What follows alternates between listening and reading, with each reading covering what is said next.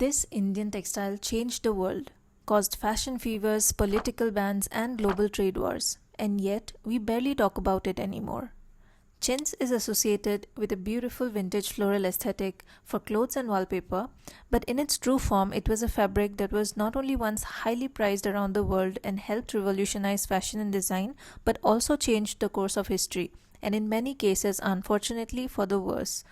How did chintz go from being the most desired fabric in Europe to being outlawed?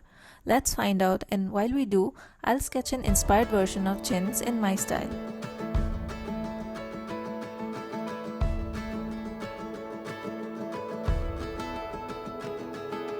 Hi, I'm Nandita, a fashion and textile designer specializing in print design. Over the years working in the garment industry for Indian retail and export markets, I have realized that we know surprisingly little about India's rich textile heritage and rarely look at our culture for inspiration.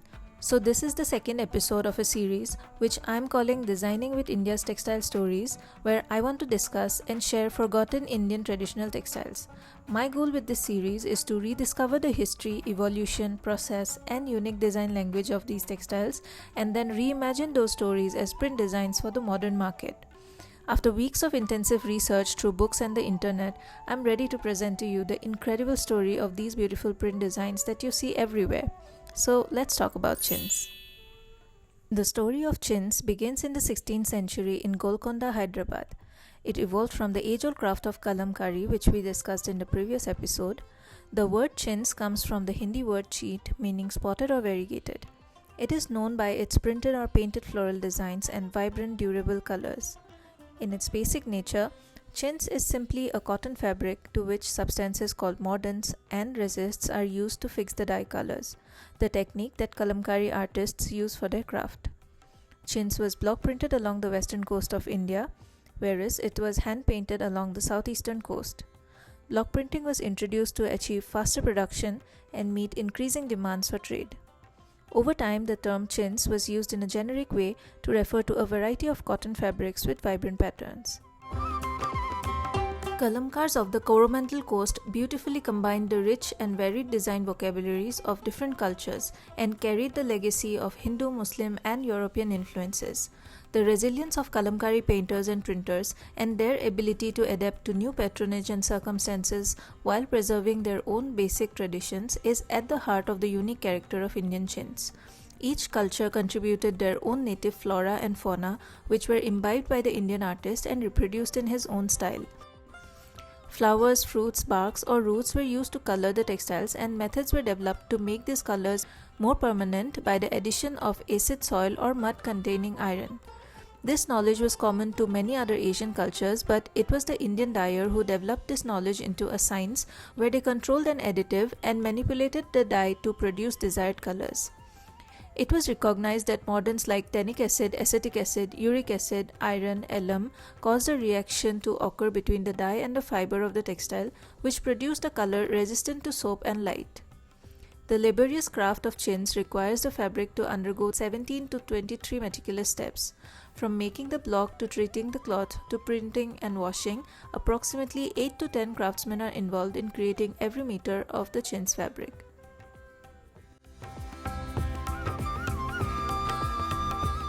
India has been producing and exporting cottons to the East Asian countries for millennia. But it wasn't until the Portuguese explorer Vasco da Gama reached Calicut in 1498 that Indian cotton really started to create a stir around the globe.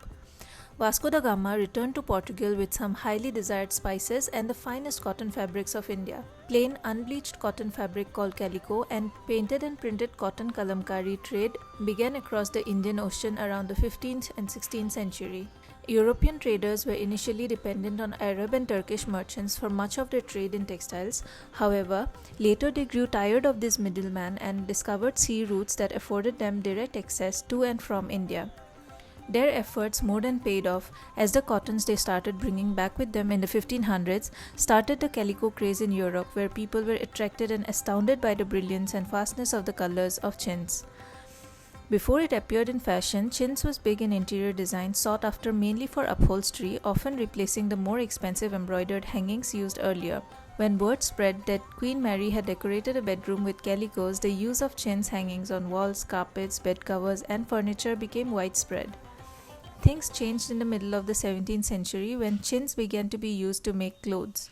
Until 1625, the chintzes brought to Europe largely featured exotic designs, most prominently Persian geometric motifs and Chinese-inspired tree of life, as Chinese porcelain was popular at the time.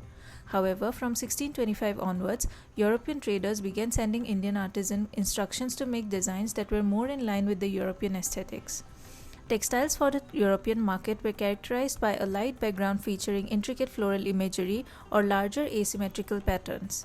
The chintzes made for consumption in India and East Asia featured colored backgrounds, but the ones sent to Europe mostly had white backgrounds. The white reflected new socio-cultural attitudes about health, cleanliness, and purity, all clear signifiers of luxury. In France, chintz was first sought after by the aristocracy, but in England and Spain, the elites only began wearing chintz from the 1670s, decades after working women had already adopted the fabric. It was worn by all social classes and both men and women throughout Europe. There were rules against the masses wearing silk, but there were no rules for cotton, so the Indian chintz became the first mass fashion. It reached the heights of popularity during the 17th and 18th centuries. While European importers of chintz were profiting immensely from the calico craze, local European textile merchants were not happy. Long-established local manufacturers of silk, linen, hemp and wool rose up in protest and even rioted against the Indian cottons. So, in order to protect domestic businesses, chintz was completely banned in France between 1686 and 1759 and partially banned in Britain between 1700 and 1774. There were also various bans issued in Spain, Venice and Prussia. The king and courtiers at Versailles chose to ignore the ban on chintz and used it widely for both furnishings and court fashions. And despite traders facing even the threat of execution, they continued to smuggle chintz into Europe. The ban did not stop fashionable women from wearing chintz garments. In France, women wore chintz in the face of severe punishment, even death. In the 1700s, European manufacturers began to imitate chintz, sparking a series of technological innovations. To meet the growing demand for cotton, the United States developed frost-resistant cotton varieties suitable for mechanized processing, which became a critical raw material for European textile industries. This expansion led to double tragedy: slavery and the displacement of indigenous Americans to acquire land for cotton plantations. This transatlantic trade created a complex economic system where the exploitation of enslaved Africans and the displacement of indigenous Americans were integral to the profitability of the cotton industry. The wealth generated from this system contributed significantly to the Industrial Revolution in Europe. Through such unethical means, the British traders brought about a burst of technological innovations from 1770 to 1830, leading to the first massive factories and mill towns. The European manufacturers tried to reproduce the look of the Indian fabric, but they were unable to reproduce the colors so vividly. Indian craftsmen had an advantage because they used natural local dyes and mordants that were unavailable to Europeans at the time. So the imitation chintz printed or dyed in Europe had duller and less defined colors. By the early 19th century, chintz printing and glazing were being produced in Europe with the aid of synthetic dyes, specialized machinery, and systems of mass production. The Netherlands, Britain, and France were early manufacturers of imitation chintz. Cheaper printed cotton began to outnumber block printed textiles from India, and Indian exports of the fabric became limited to a small number of painted chintzes. The term chintz or chintzy was appropriated by the English to refer to industrially printed cottons having floral designs and heavy glazing.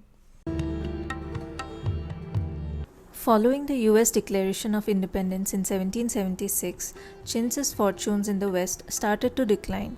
Britain had lost the US as a market, and minimalist ideals came in European fashion, which meant that the multicolored fabric had more or less gone out of style. In India as well, chintz began to be viewed as native and was often pushed aside in favor of British imported milk cloth and Victorian aesthetics. The perception of chintz shifted. It became less fashionable among urban elites. Although in rural India, hand-block printed textile with chintz-like motifs continued to be made and used in temple textiles, wedding trousseaux, and community rituals.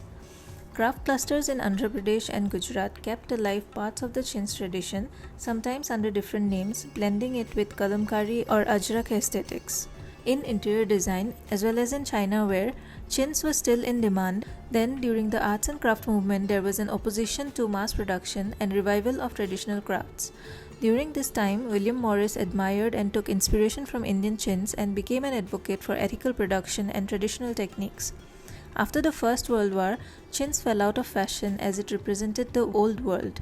It came back in style in the 1940s and then again in the 1960s when Jackie Kennedy's 1963 renovation of the White House featured orange blossoms. It surfaced again in the early 1970s alongside the flower power movement. By the 80s, chintz made its way back onto the runway thanks to Princess Diana and home brand Laura Ashley. Mario Buata, who was aptly dubbed the Prince of Chintz, used the classic cloth on every surface possible, and once again the White House revived the tradition of chintz at the hand of Nancy Reagan. But IKEA put an end to this resurgence with its influential ad campaign, Chuck Out Your Chintz, in 1996. Chuck out that chintz, come on, do it today. Rise off that helmet and throw it away. Those sofas are girly, too silly. Along with scrunchies and shoulder pads, the floral was dead. In the 2010s, numerous publications wrote about the chintz comeback, including Vogue, which in 2018 called it the print that's back in a big way. It will always come in and out of home decor and fashion, says Betsy Johnson, because it's so damn good. In India, chintz textiles are being used by contemporary designers like Sufia Khatri and Rajesh Pratap Singh. Chintz motifs subtly evolved into everyday block printed cottons seen in Indian homes, bedsheets, kurtas and dupattas, especially during the post-independence handloom revival. The visual language of chintz, florals, vines, natural symmetry influenced Indian fashion and decor quietly, even if it wasn't called chintz anymore. In recent years, Indian designers and researchers have begun reclaiming and revisiting chintz not just as a colonial export but as a deeply Indian story. Contemporary revivals are treating it with dignity, slow-made, naturally dyed, handcrafted, reversing the erasure it suffered. For my design, I have taken inspiration from the Shreyas Van of Vishnu in Vaikuntha. Shreyas Van is a specific garden within the realm of Vaikuntha where there are wish-fulfilling trees and divine inhabitants like pigeons, peacocks, swans, and the overall atmosphere of the garden is one of joy, beauty, and a sense of final liberation. Let me know what other textile stories you would want me to talk about. If you like this video, do subscribe as I have many other textiles to explore. Let's rediscover our heritage through textile stories.